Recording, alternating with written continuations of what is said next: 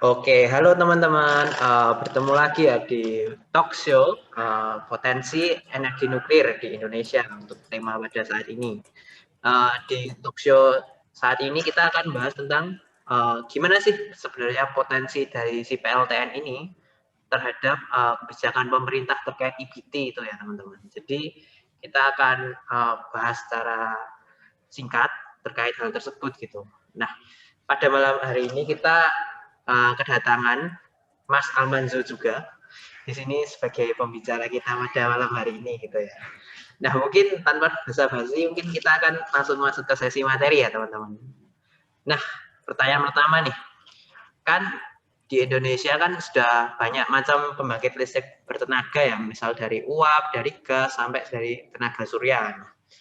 Kira-kira apa sih yang menyebabkan si PLTN ini mempunyai kesempatan atau potensi dari PLTN ini bisa bersaing dengan jenis-jenis sebelumnya? Jadi ya, kenapa PLTN gitu ya? Oke, kita coba bagi jadi dua dulu ya. Kayak apa sih yang membedakan EBT dan yang kita gunakan sekarang seperti pembangkit listrik tenaga fosil dan seperti gas, uap, batu bara dan lain-lain. Nah, kalau kita lihat dari emisi karbonnya nih, kita tergantung kita Indonesia itu mau mengarah ke arah mana dulu. Kita mau mengurangi atau kita mau kayak apa ya?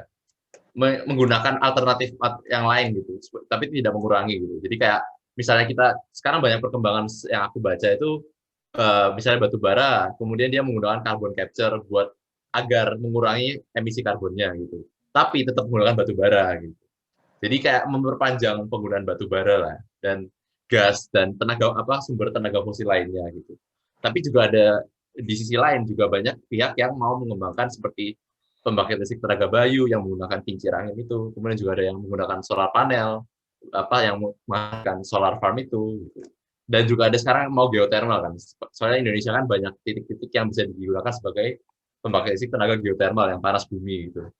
Nah, untuk dari dua sisi itu sih, aku lebih ke arah yang menggunakan tenaga energi alternatif gitu, tapi tidak memperpanjang penggunaan batu bara.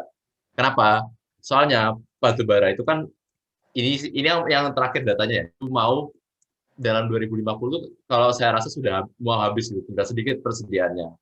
Nah, daripada kita menunggu habis, kita lebih baik mulai menggunakan alternatif lainnya. Tidak harus stop sekarang, karena itu bakal menghancurkan ekonomi Indonesia juga gitu, nggak bagus gitu. Nah, kita bisa menggunakan alternatif pelan-pelan gitu. Nah, kita lihat dulu dari emisinya. Nah, kalau kita tahu sendiri lah, kalau kita batu bara, terus ada gas, minyak bumi, nah itu kan semuanya itu menghasilkan karbon dioksida, gas rumah kaca gitu. Dan akan terus melanjutkan pemanasan global kita ini, yang sekarang ini lagi apa ya, lagi parah lah sekarang. Apalagi sekarang kita lihat berita loh ya. Ini kan yang kemarin tuh di Jerman ya, misalnya itu Jerman kan negara yang maju tuh, kebanjiran kayak di Jakarta gitu kan, kayak luar biasa gitu, kenapa kok bisa gitu. Nah itu kita bisa lihat sendiri tuh bukti bahwa pemanasan global tuh ada gitu, cuma bohongan. Nah jadi kalau kita mau mengurangi hal itu supaya kita aman juga di Indonesia, ya kita harus mengurangi emisi gas rumah kaca gitu, dengan cara menggunakan energi alternatif. Nah jadi kalau kita menggunakan tenaga fosil atau melanjutkan menggunakan tenaga fosil itu kalau bisa dikurangi. Nah, kita lihat sekarang dari yang EBT nih, yang katanya tidak ada emisi gas rumah kacanya. Sebenarnya itu tetap ada gitu. Karena dia kan kita lihat dari awal hidupnya sampai akhir gitu ya. Dia itu perlu material, dia perlu pembangunan kayak transportasi. Nah, itu kan semuanya menggunakan mobil dengan bensin ya gitu. Jadi kalau kita menggunakan situ juga ada adanya emisinya. Tapi selama beroperasi dia tidak menghasilkan gas rumah kaca itu. Dan dari operasinya itu ya dianggap sangat kecil jadi tidak ada gitu. Nah, kalau kita lihat kita masukkan PLTN sekarang ke tahap itu ke yang itu di mana dia PLTN berada, apakah emisinya itu besar atau dia kecil gitu. Nah, kalau kita lihat PLTN itu dibandingkan jadi energi dibagi sama waktu beroperasinya itu dia kita bisa lihat emisinya itu sangat kecil gitu. Emisinya kan PLTN itu kita tahu sendiri dia menghasilkan energi yang besar, tapi dia menghasilkan energi yang besar tapi emisinya kecil gitu. Nah, jadi kalau kita lihat perbandingannya itu PLTN itu bahkan bisa dianggap lebih rendah dari solar panel emisinya gitu. Nggak, padahal kan kita pembangunannya besar dan lain-lain gitu. Nah, tapi kenapa lebih kecil ya? Kembali lagi, karena energi yang dihasilkan besar. Sedangkan solar panel, energi yang dihasilkan kecil. Jadi dia anggapannya perlu transportasi yang banyak, perlu material yang banyak untuk menghasilkan energi yang sama dengan satu pembangkit listrik tenaga nuklir gitu. Yang bisa mengalahkan atau yang emisinya lebih kecil dari PLTN itu cuma setahu saya yang kemarin dari datanya itu adalah pembangkit listrik tenaga bayu atau kincir angin itu yang biasanya ada. Nah, kalau kita lihat dari emisi, artinya kita bisa lihat dong PLTN ini emisinya sedikit gitu. Nah, jadi itu juga merupakan salah satu pilihan EBT untuk Indonesia. Oke, untuk kita lihat dari sisi yang lain. Coba kita lihat dari sisi ekonomi sekarang. Nah, ini salah satu yang kontroversial untuk PLTN. Kayak disclaimer di awal dulu, PLTN itu harganya mahal. Tapi kita lihat dulu mahal tuh di mana. Kan kalau mahal kita bisa lihat mahal di awal di pembangunannya, mahal di biaya operasi, mahal di penanganan limbah, dan lain-lain gitu. Nah, sekarang kita lihat PLTN itu mahal kenapa? Dia mahal karena pembangunannya itu melibatkan biaya pembangunan seperti pembangkit listrik tenaga lainnya, juga melibatkan biaya keselamatan. Keselamatannya itu ada biaya lagi dan biaya penutupan PLTN-nya. Penutupan itu akhirnya kan di akhir gitu. Harusnya nggak masuk biaya pembangunan, tapi ini masuk gitu. Nah, jadi PLTN itu sudah merangkap 3 biaya ini, jadi dia mahal gitu. Nah, kalau kita bandingkan dengan pembangkit listrik tenaga lain seperti uap gitu ya, sering yang di Indonesia ini sekarang lagi banyak dibangun ya. Saya lihat kayak gas itu lagi banyak dibangun. Nah, dia itu kalau kita lihat biaya itu relatif lebih murah, nggak murah ya, tapi relatif lebih murah gitu. Kenapa? Nah, karena dia tidak mempertimbangkan biaya, misalnya biaya penutupannya dia itu tidak dipertimbangkan gitu. Biaya penanganan limbah juga tidak dipertimbangkan. Mungkin pengurangan limbah dipertimbangkan seperti di cerobongnya dikasih kayak carbon capture dan lain-lain, tapi tetap aja ada yang dikeluarkan gitu. Sedangkan kalau PLTN kita tahu sendiri kan limbahnya radioaktif, disimpan gitu di gedungnya gitu. Nah, jadi kalau kita lihat itu biayanya mahal karena dia sudah lebih banyak yang diperhitungkan gitu. Nah, kalau kita lihat dari biaya operasi sekarang, harga uranium yang digunakan untuk menghasilkan energi yang setara dengan jumlah batu bara, itu 1 kilogram uranium bisa setara 1 ton, 1,5 ton batu bara gitu.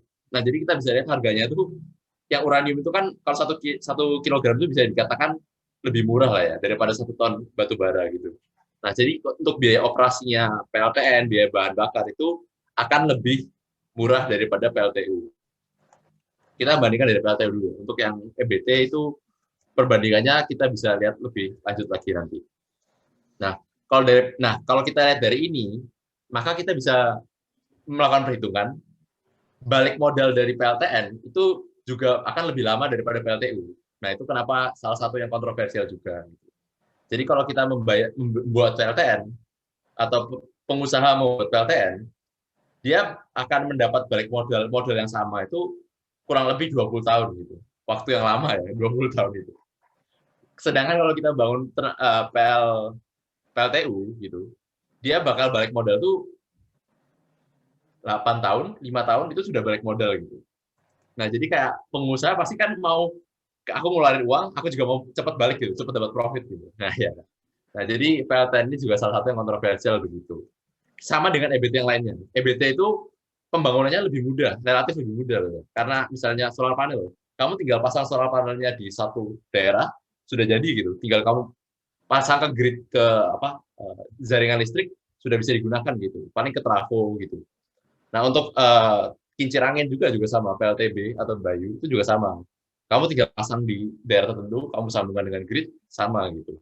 Nah, kalau PLTN ini urutannya panjang, jadi kayak ya itu juga salah satu kontroversi.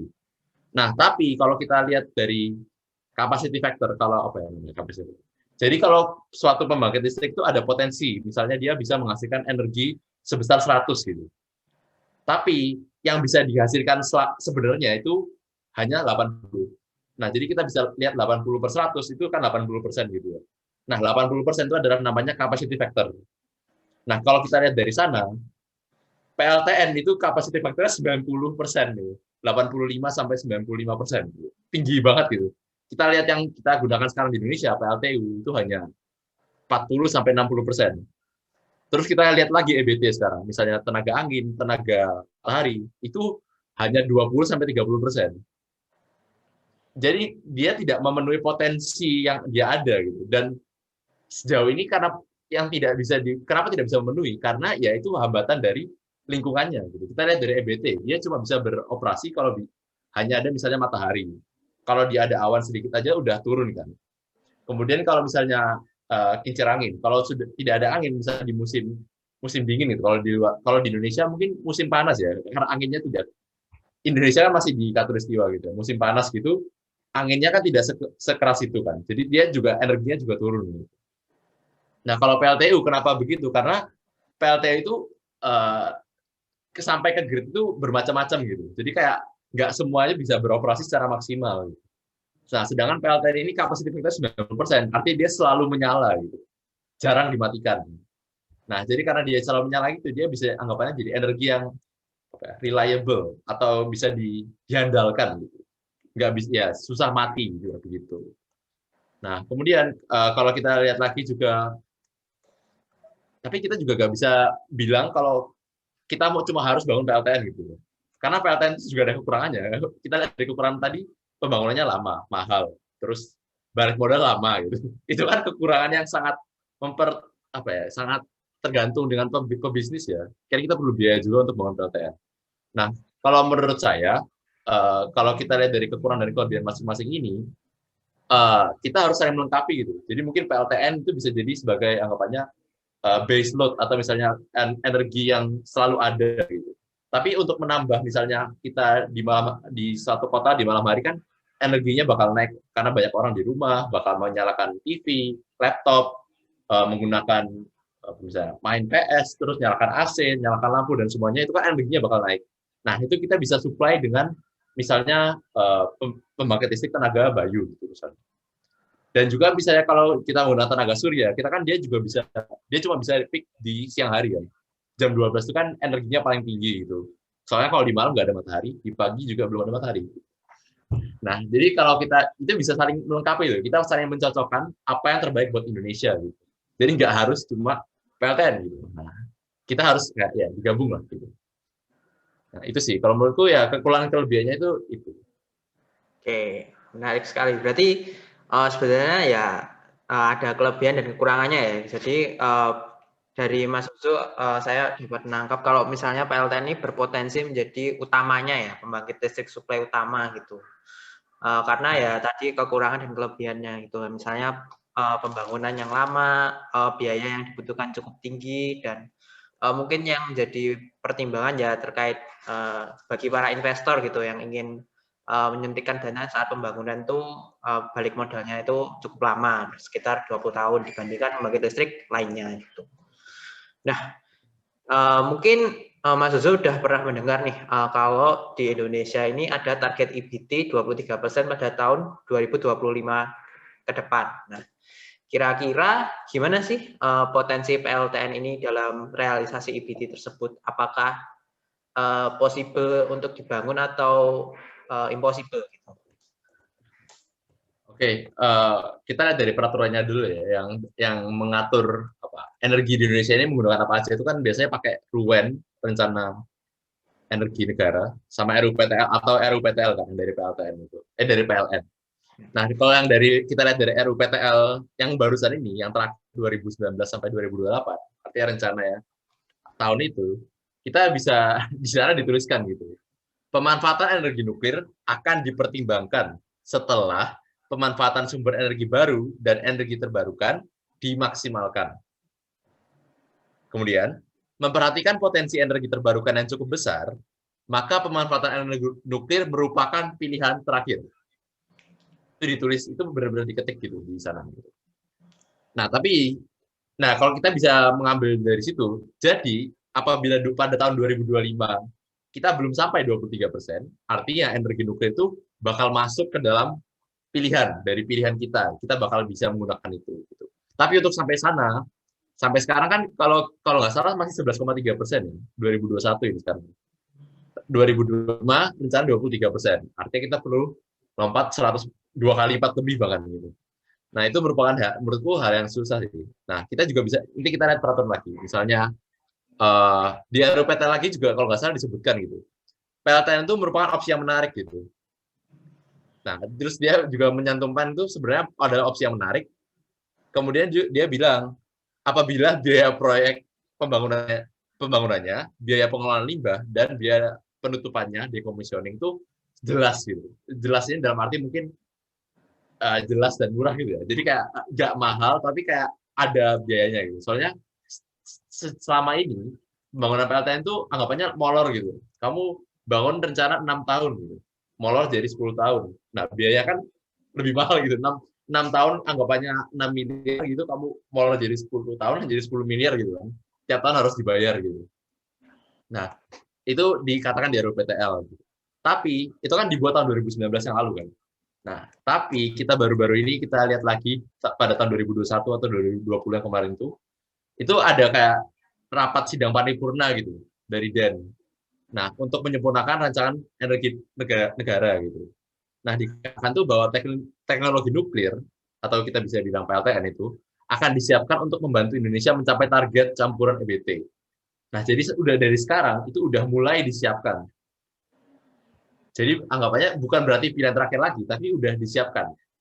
Aku nggak bisa bilang itu bukan pilihan terakhir ya, tapi itu udah mulai disiapkan kan. Dan sekarang udah memang banyak yang bergerak juga ke arah pembangunan PLTN di Indonesia gitu.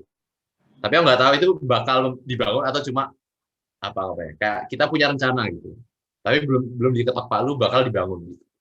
Nah, jadi untuk sekarang tuh adalah masa yang menarik ya gitu. Jadi kita bisa ikut berkontribusi gitu.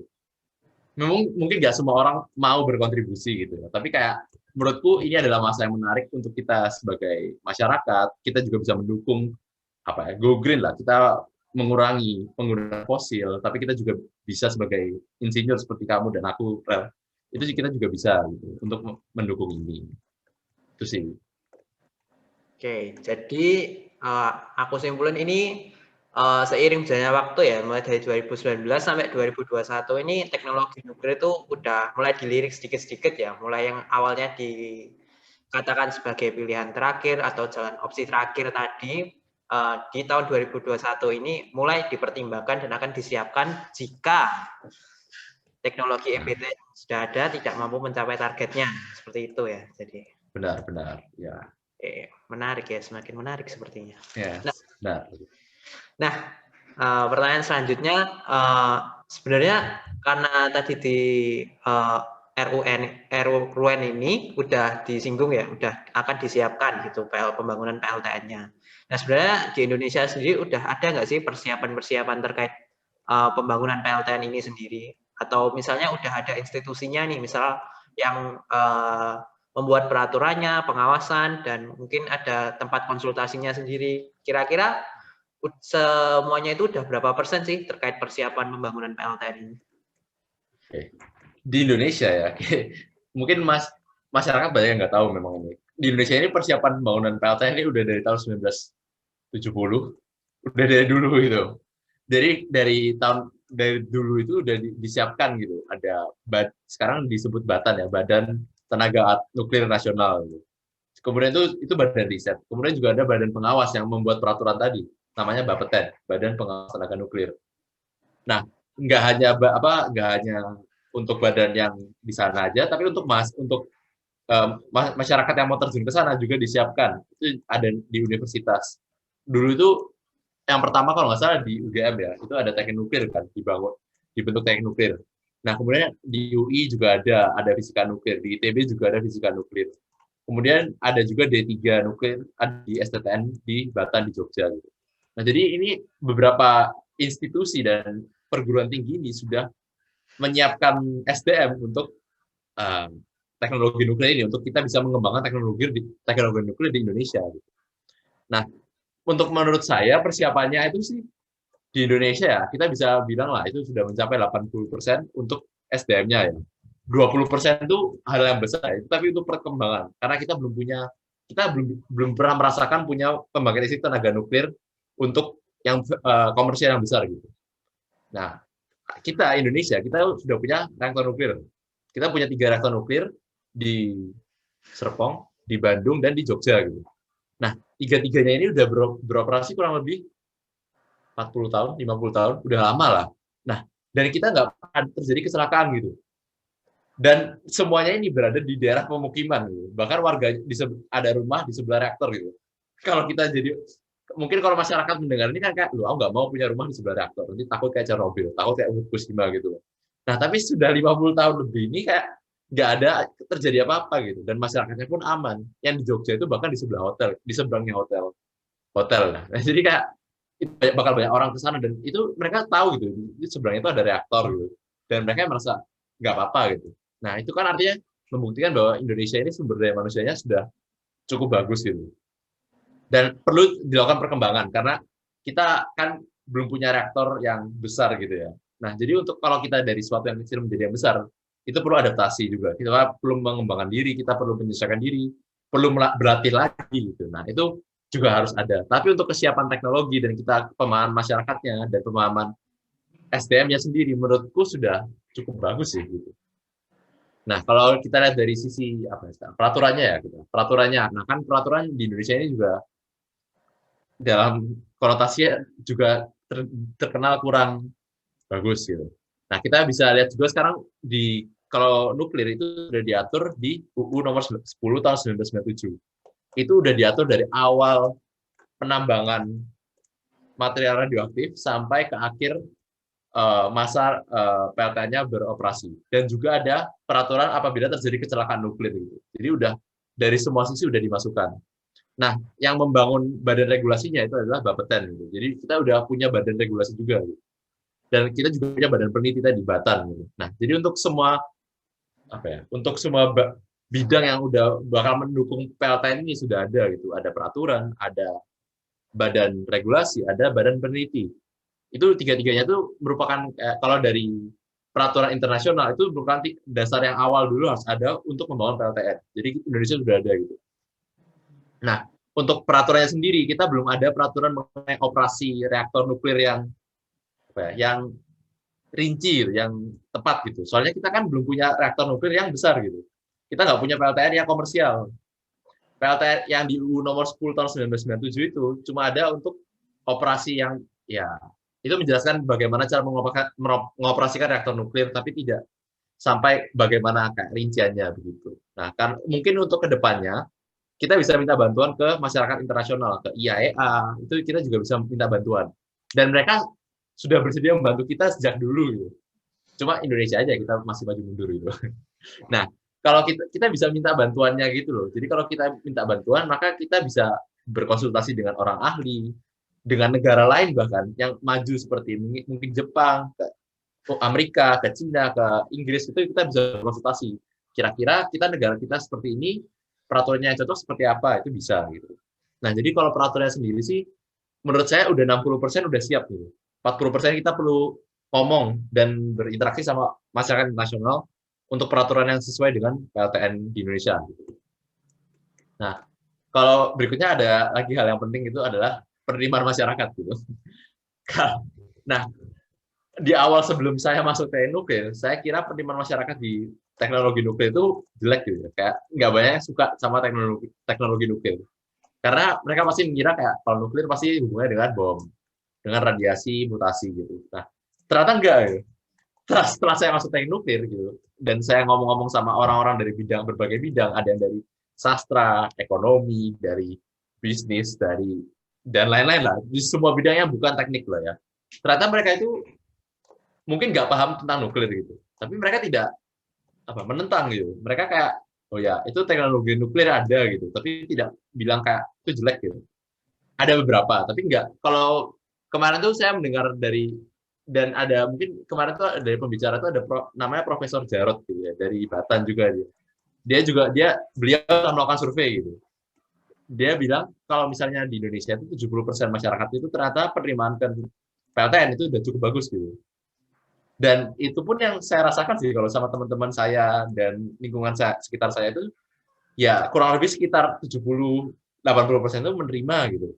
Nah, kalau kita ini mungkin nggak valid ya, tapi ini dari pengalaman dua orang berbeda, berarti kan sudah bisa dinyatakan sedikit lah. Kalau kita bisa bilang di Indonesia ini sudah lumayan siap menerima nuklir untuk masyarakatnya gitu. Masyarakatnya tidak salah paham mengenai nuklir lagi. Mungkin belum tahu gitu ya. Soalnya kan nuklir itu mungkin pelajaran fisika dan juga semua orang suka fisika gitu. Tapi untuk penerimaan dari teknologi sendiri sudah, ya mereka sudah mulai menerima dan tahu lah kan, oh ini bukan teknologi yang berbahaya seperti harus jadi Chernobyl lah, seperti Fukushima dan jadi bom atom dan lain-lain gitu. Nah, gitu sih kalau menurut saya. Jadi penerimaan masyarakat mungkin udah dari angka tadi ya 70% mungkin 30% harus diyakinkan lagi. Oke.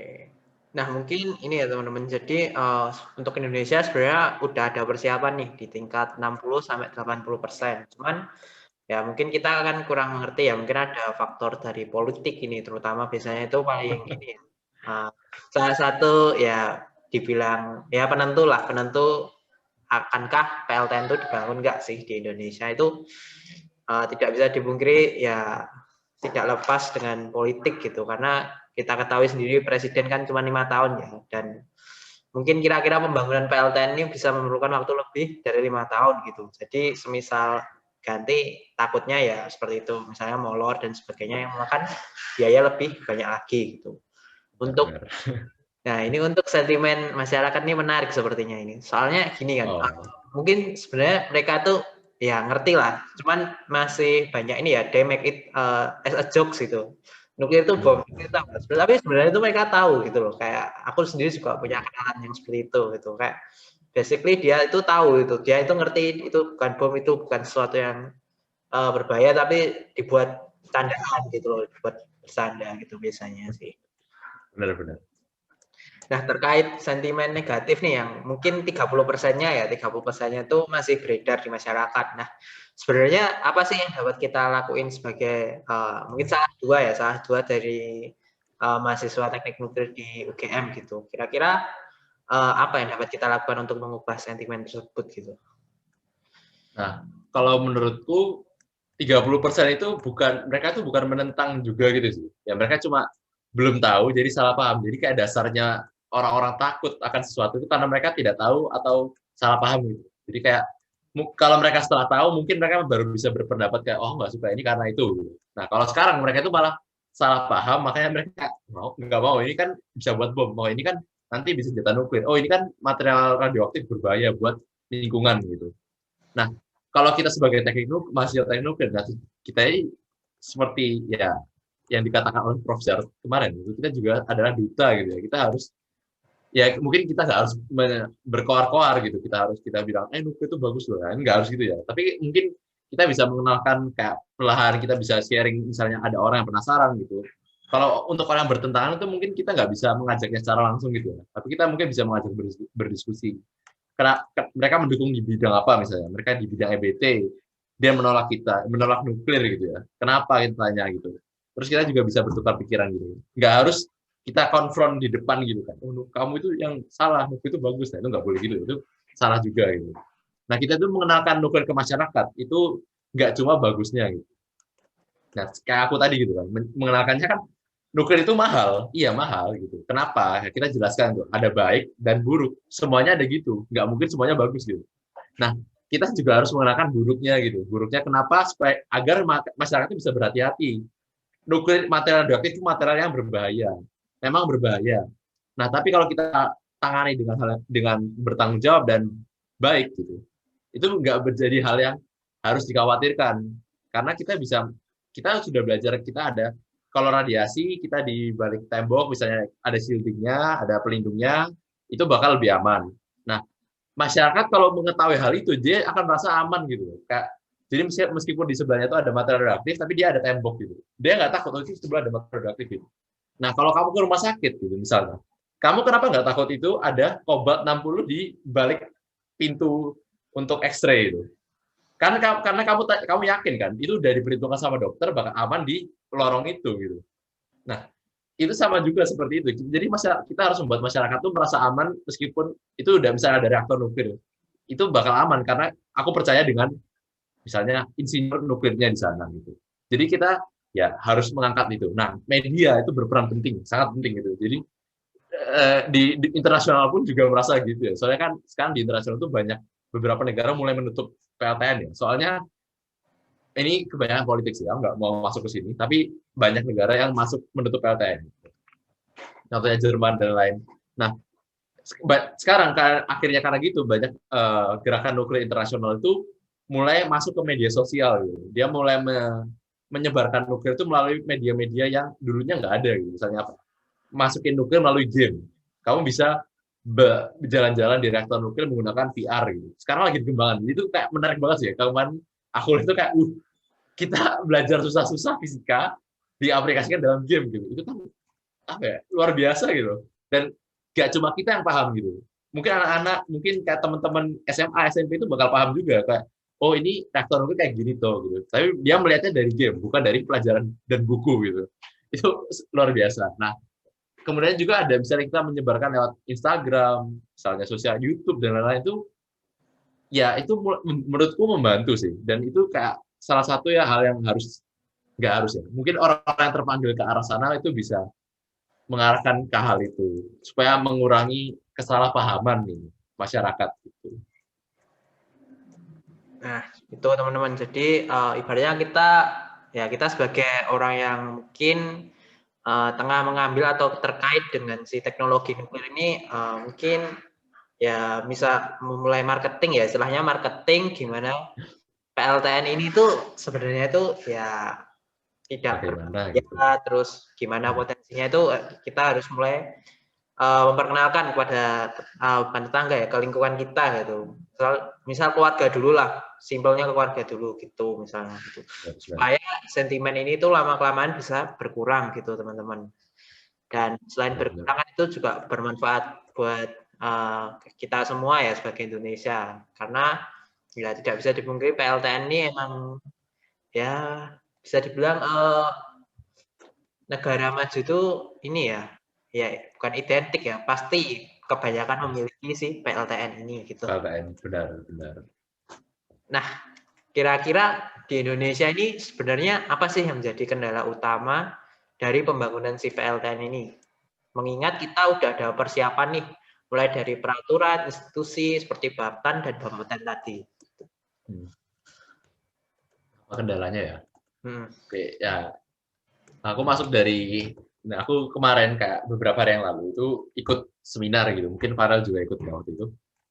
Mengenai pembangunan PLTN di Indonesia gitu. Penerapan material nuklir di Indonesia gitu, material radioaktif nuklir di Indonesia gitu. Nah, pembicaranya ini tadi Profesor Jarot gitu. Dia itu adalah kepala Batan dulu, dan sekarang dia jadi peneliti di Batan juga gitu. Dia itu orang yang luar biasa. Dia pernah berdiskusi, berbincang dengan Presiden Jokowi mengenai PLTN juga. Jadi dia kayak anggapnya orang yang benar-benar tahu lah gimana kondisi politik PLTN di Indonesia gitu. Dia bilang gitu, kalau kita lihat dari yang tadi dia bilang masyarakat sudah siap, sumber daya manusia sudah siap, teknologi juga sudah siap gitu. Masalahnya sekarang cuma satu, di pemerintahan gitu, di politiknya gitu. Dan menurut saya ya nggak salah sih, itu benar itu hal itu salah satu. Soalnya kalau kita lihat lagi dari peraturan RUU-PLTL dan RUN tadi itu dia cuma bilang kayak karena PLTN ini merupakan hal yang melibatkan berbagai bidang, jadi hal yang bisa memutuskan pembangunan PLTN ini hanyalah pemerintahan. Nah, kita kembali lagi ke tadi, ke kekurangan PLTN tadi, pembangunan PLTN kurang lebih berapa? 10 tahun. Bisa molor, ya ada juga pembangunan PLTN 20 tahun gitu ya. Nah, itu kan lama gitu, waktu yang lama. Sedangkan kita lihat masa jabatan presiden, 5 tahun. Kalau dia dipilih lagi, 5 tahun lagi, 10 tahun.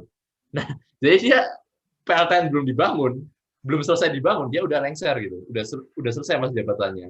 Dia nggak sempat merasakan manfaat dari PLTN itu gitu, selama di masa jabatannya gitu. Tapi untuk mungkin di masa hidupnya mungkin masih bisa merasakan. Nah, secara politik itu hal yang dalam tanda kutip tidak bagus gitu. Kamu kalau mau dilihat baik oleh masyarakat dalam politik, ini masuk politik juga apa ya? Nah, kamu harus bisa membangun yang bisa dirasakan oleh masyarakat secara instan. Apalagi di Indonesia. Ya. Kalau kamu bergeraknya berpikir ke depan, itu nggak kelihatan gitu. Banyak masyarakat tidak tahu gitu. Apa manfaatnya? Uangku dipakai buat apa? Nggak kerasa gitu. Dan kita masyarakat Indonesia memang gitu. Aku juga gitu. Kalau aku uangku dipakai, misalnya ini pembangunan tol yang kemarin, kalau nggak jadi, aku mikir kayak aku bayar pajak dan lain-lain itu buat apa? Nah, itu pola pikir itu harus diubah juga sih. Tapi kita nggak bisa ngomong juga kenapa nggak, ya itu susah masuknya. Nah, jadi kendala utamanya itu adalah di pemerintahannya, di politiknya itu. Kalau misalnya pembangunan PLTN ini dilaksanakan dan di tengah jalan tadi batal, rugi.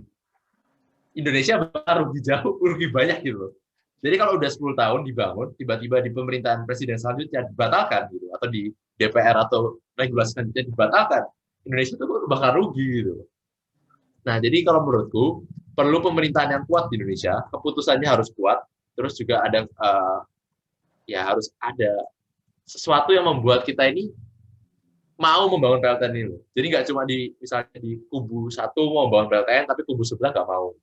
Kubu satu membangun PLTN, pas masa jabatannya, kubu sebelah bakal menutup PLTN. Nah itu apa ya? Itu bakal nggak bagus gitu loh. Kayak kita Indonesia pun ya nggak bakal maju kalau kayak gitu. Nah, kalau menurutku sih ya itu kendala utamanya ada di pemerintahannya. Tapi nggak bisa disalahkan juga gitu, karena ya kita lihat pembangunan PLTN itu lama gitu. Mungkin di ya aku masuk yang generasi baru ya atau nanti aja nggak Pak? Oke, mungkin nah ini salah satu terobosan baru di teknologi nuklir sekarang itu ada namanya small modular reactor gitu, SMR. Nah, ini reaktornya lebih kecil skalanya dan pembangunannya lebih cepat gitu. Jadi mungkin di mata pemerintah akan lebih menarik lah gitu. Dan harganya juga lebih murah gitu. Nah, itu merupakan hal yang luar biasa loh ya. Mungkin pemerintah kalau melihat harganya jadi lebih murah, pembangunannya lebih cepat gitu. Nggak sampai 20 tahun, tapi hanya 5 tahun misalnya pembangunannya. Itu bakal menjadi kayak sesuatu yang sangat menarik untuk pemerintah menurutku. Dan semoga pemerintah juga berpandangan yang sama gitu. Ya itu sih, untuk kedepannya semoga kita bisa membuat kebijakan yang kuat lah untuk membangun PLTN ini. Gitu.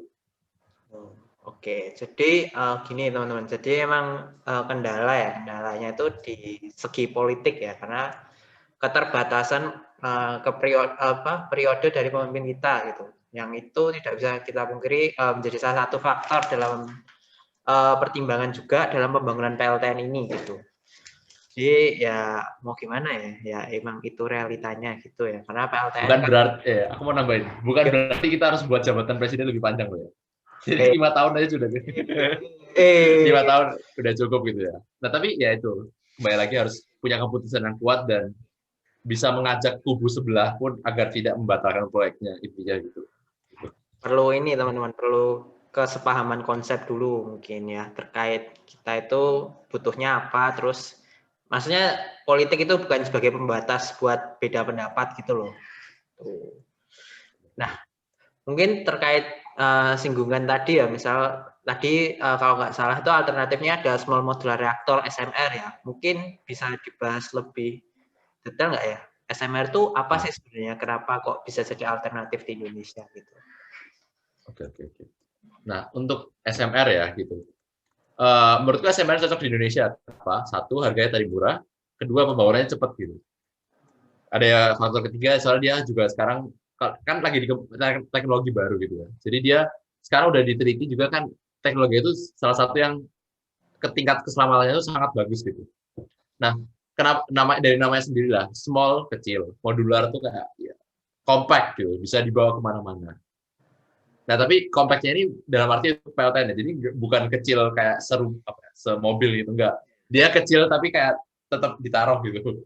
Tetap kalau kita lihat ya cuma satu ya, besar gitu, 11 meter gitu, lumayan besar. Nah, tapi dibandingkan relatif dengan PLTN yang umumnya gitu, itu jauh lebih kecil nih. PLTN yang sekarang itu kan besar banget gitu ya, nggak bisa dibawa gitu. Nah, jadi kalau misalnya di Indonesia kan dia bisa dibawa ke dalam kontainer terus disusun di tempat gitu. Nah, itu cocok kalau ditaruh di daerah pelosok mungkin atau di daerah kepulauan gitu. Itu luar biasa sih kalau menurutku. Dan jadi kayak itu juga salah satu kenapa aku memilih SMR untuk Indonesia gitu ya. Karena penempatannya juga cocok gitu untuk Indonesia yang banyak pulau kan. Jadi nggak hanya terpusat di Jawa gitu kan. Sekarang udah mulai pembangunan ke mana, ke Kalimantan, nggak ke Maluku, ke Sulawesi, ke Papua bahkan gitu. Nah, kalau menurutku yang untuk saat ini small modular reactor tadi itu kita tetap menggunakan teknologi yang tadi PWR. Jadi reaktor PWR yang besar itu dijadikan kecil. Sekarang udah ada teknologinya sekarang. Jadi kecil dan ditaruh gitu. Jadi dia nggak perlu pemipawan lagi, semuanya udah dari sana, tinggal disambungkan ke generator gitu, ke turbin generator gitu. Udah bisa menghasilkan listrik gitu. Nah, ini merupakan hal yang menarik gitu ya, karena dan ini perkembangannya sudah sebenarnya belum ada, udah ada tapi belum dibangun aja gitu. Kenapa belum dibangun? Soalnya untuk membangun teknologi baru kan, ya banyak negara pasti kayak memikirkan apa kelebihannya, apa keuntungannya gitu kan. Jadi sampai sekarang memang belum ada dibangun. Nah, untuk penelitian untuk SMR sendiri, untuk yang tipe modular ini di Indonesia sudah ada ternyata gitu. Ada yang tipe yang PWR, ada juga yang tipe yang baru, pakai garam cair gitu, molten salt reactor. Nah, untuk SMR sendiri, waktu pembangunannya itu cukup cepat sih. Ada yang 2 tahun, ada yang 3 tahun, ada yang sampai 5 tahun gitu. Nah, ini kan masih dalam jabatan presiden gitu ya, satu presiden gitu. Nah, kalau misalnya masih dalam satu periode gini, mungkin menurutku itu adalah hal yang bagus gitu ya. Jadi presiden tuh nggak mencoret dari pilihannya dia, oh ini nggak bagus, soalnya nggak bisa merasakan ini, dan itu terlalu lama misalnya. Nanti takut banyak yang dikorupsi, ada lain-lain. Soalnya waktu yang lama itu, ya itu bisa menjadi tempat untuk korupsi yang luar biasa. Jadi Indonesia tuh harus jaga juga. Gitu. Kemudian untuk biayanya lebih murah.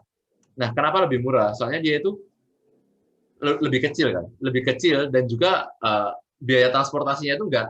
Kalau misalnya reaktor besar itu satu-satu gitu. Jadi kayak misalnya temboknya dibawa ke Indonesia dulu. Terus balik lagi ke sana, bejaranya bawa ke Indonesia lagi.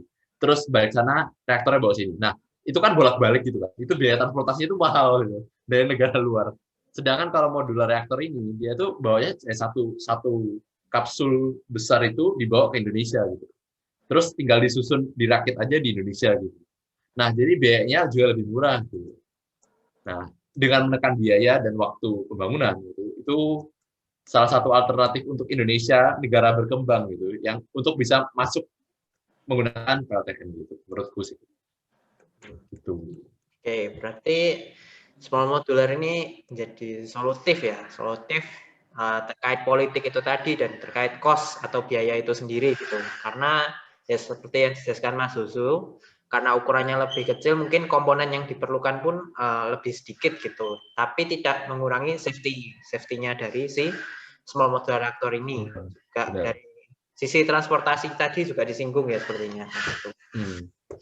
Jadi mungkin itu dulu Mas Susu untuk talk show pada malam hari ini gitu ya. Harapannya sih talk show ini dapat memberikan wawasan kepada teman-teman semua terkait teknologi nuklir tersebut dan potensinya di Indonesia sendiri gitu. Mungkin itu dulu dari saya. Sekian dan terima kasih. Sampai jumpa di video berikutnya. Dadah.